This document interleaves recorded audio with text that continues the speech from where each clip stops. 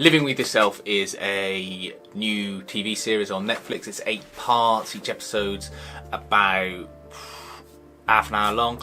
It's about Paul Rudd, who is a depressed sort of late 30s man who one day when he's at work sees that his colleague is sort of all upbeat and sort of revitalised, and when they talk about it, turns out his friend went to a spa that gave him this treatment that he says it scrubbed his DNA and made him better.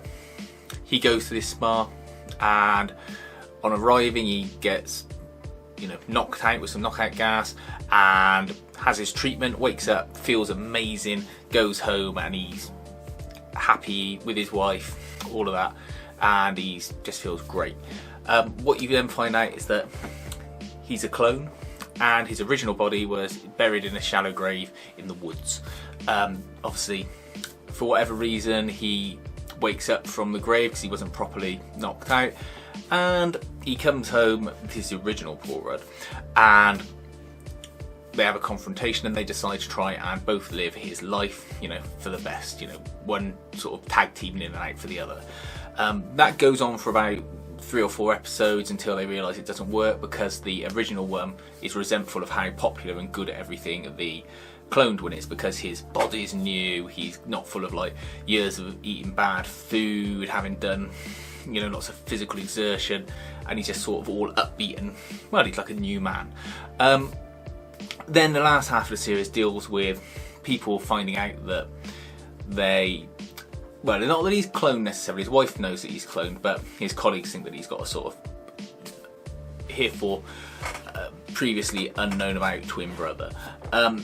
It deals with him and his wife, and obviously the three of them trying to work out how they're going to go forward after having had a duplicate of himself made.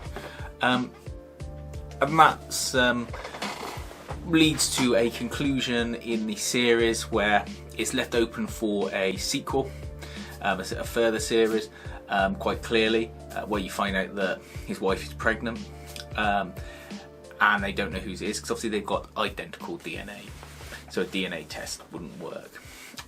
It's got great music, it's well directed and shot. It uses a technique where they sort of jump back to a point in time through each episode where you see the story play out from a different person's perspective, either the original Paul Rudd or his clone, or in some instances his wife, and therefore you can see how the stories join up to a certain point. Normally this will get tiring, but because this is so well written and directed, and Paul Rudd is just very watchable and charismatic, you don't mind. Paul Rudd really carries this thing through because he is so charismatic. You don't mind that he's a 50-year-old man playing a 37-year-old guy.